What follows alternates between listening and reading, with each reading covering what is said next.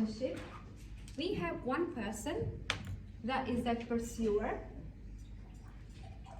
and another person that is a withdrawer. Yeah? So the pursuer pursues. As we were talking about yesterday, there is a reason why pursuer wants to resolve something in their relationship, because they want to make it stronger. Yeah? So they identified that there is that weed in their garden, as we were talking about yesterday, yeah? And they would like to address it and resolve it. So let's imagine this situation. So let's say that in this particular, it can be 50-50, I'm not saying this is how it is. In this particular situation, a woman is going to be a pursuer.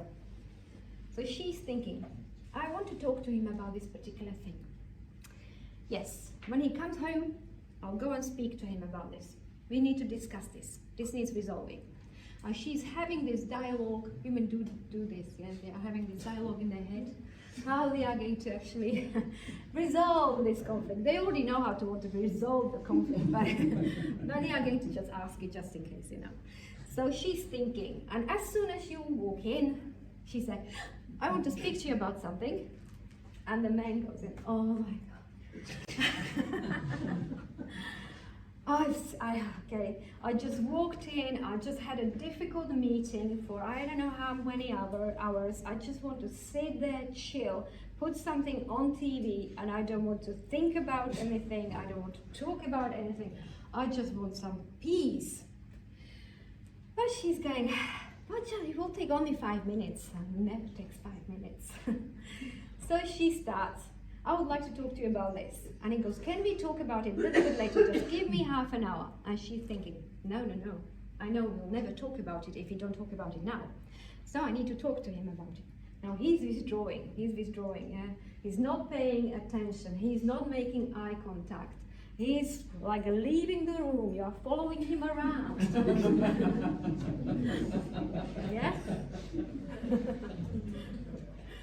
And he goes to the bathroom. You're standing in front of the bathroom talking to him through the door, yeah? No. You realize that he's not paying attention. So what we need to do now is we need to raise our voice a little bit, because you're not listening to me, yeah? Then maybe colorful words starts coming out. And this is what is happening. So withdrawer is withdrawing and pursuer is pursuing, yeah? Now, who would like to identify who is withdrawer here and who is who is pursuer? Pursuers, raise your hands. Yes, own it. And it's coming from a good place.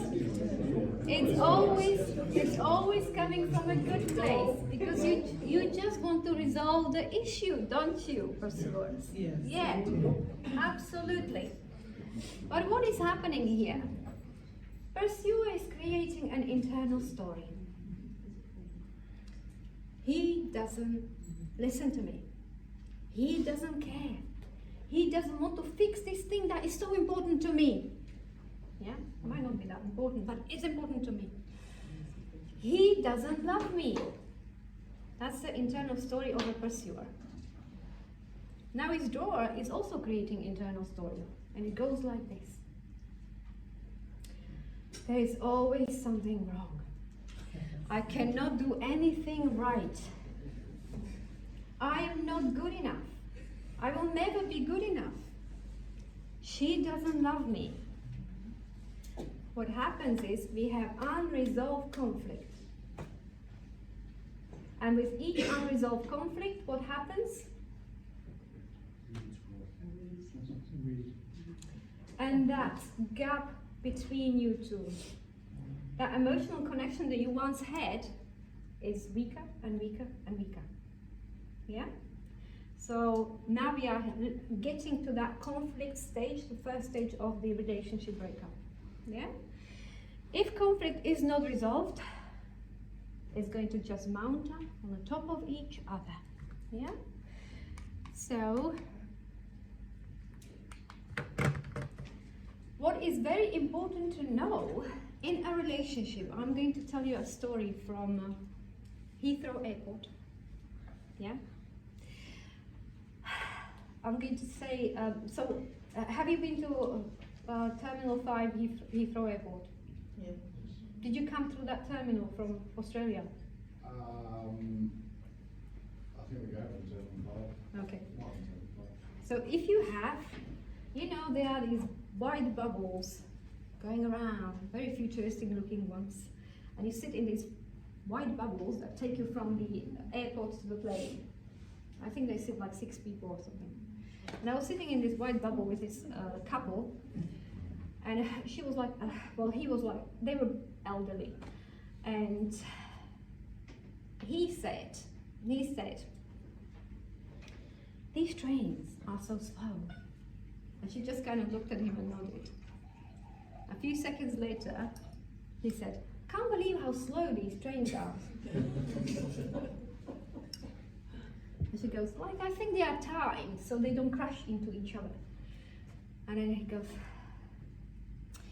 but I just can't believe how slow these trains are.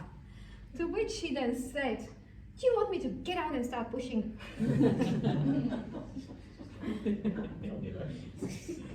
Now, what was wrong with that conversation? Who knows? You wanted to get out of there quickly.